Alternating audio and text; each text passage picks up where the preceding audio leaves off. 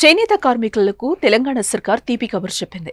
ఎన్నికల్లో ఇచ్చిన హామీ మేరకు ఇప్పటికే రైతన్నలకు 2 లక్షల మేర రుణమాఫీ చేసిన రేవంత్ రెడ్డి ప్రభుత్వం ఇప్పుడు నేతన్నల రుణమాఫీకి గ్రీన్ సిగ్నల్ ఇచ్చింది.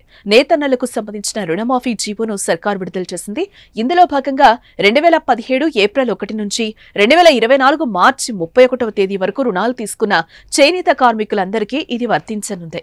కాగా ఈ మేరకు 33 కోట్లు రుణమాఫీ చేస్తూ ప్రభుత్వం ఉత్తర్వులు విడుదల చేసింది. ఉంటే నాంపల్లి ఎగ్జిబిషన్ గ్రౌండ్స్ లో అఖిల భారత పద్మశాలి మహాసభకు ముఖ్య అతిథిగా సీఎం రేవంత్ రెడ్డి హాజరయ్యారు. ఈ సందర్భంగా పద్మశాలీలపై సీఎం రేవంత్ రెడ్డి వరాలు కురిపించారు. పద్మశాలీలు ఆర్థిక, రాజకీయ, ఉపాధి, ఉద్యోగపరంగా అభివృద్ధి చెందేలా క్రియాశీలక నిర్ణయాలు తీసుకునేందుకు తమ ప్రభుత్వం సిద్ధంగా ఉందని రేవంత్ రెడ్డి తెలిపారు.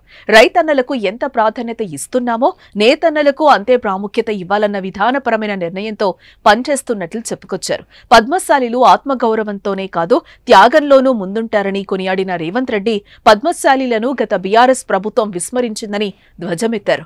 టైగర్ నరేంద్ర త్యాగం లేకుంటే మలిదశ తెలంగాణ ఉద్యమం ముందుకు సాగలేదనేది నిజమని చెప్పుకొచ్చారు. ఆలె నరేంద్రను కాంగ్రెస్ పార్టీ కేంద్ర మంత్రిగా చేస్తే కేసీఆర్ అనే ధృతరాష్ట్రుడు ఆయన పార్టీని బీఆర్ఎస్ లో విలీనం చేసుకోవడమే కాకుండా ఆయనను ఖతం చేసిన కథ పద్మశాలీలందరికీ తెలుసని చెప్పుకొచ్చారు సీఎం రేవంత్ రెడ్డి. మరోవైపు బీఆర్ఎస్ పెట్టినప్పుడు నీడ కల్పించిన కొండా లక్ష్మణ్ బాపూజీకి కేసీఆర్ నిలువ నీడ లేకుండా చేశారని, ఆయన చనిపోతే కనీసం చూడటానికి కూడా వెళ్లలేదని రేవంత్ రెడ్డి తీవ్రస్థాయిలో మండిపడ్డారు. ప్రత్యేక రాష్ట్రం ఏర్పడ్డాక తెలంగాణలో Indian institute of handloom technology లేదని, గత ప్రభుత్వం ఆ ప్రయత్నమూ చేయలేదని అన్నారు. తాము అధికారంలోకి వచ్చాక కేంద్ర ప్రభుత్వంతో మాట్లాడి ఐఐహెచ్టీ సాధించడమే కాకుండా దానికి కొండా లక్ష్మణ బాపూజీ పేరు పెట్టుకున్నామని చెప్పుకొచ్చారు. తెలంగాణ రాష్ట్ర సాధనలో ఆదర్శమూర్తిగా నిలిచిన లక్ష్మణ్ బాపూజీ పేరును ఆసిఫాబాద్ మెడికల్ కాలేజ్ కి పెడతామని రేవంత్ రెడ్డి ప్రకటించారు.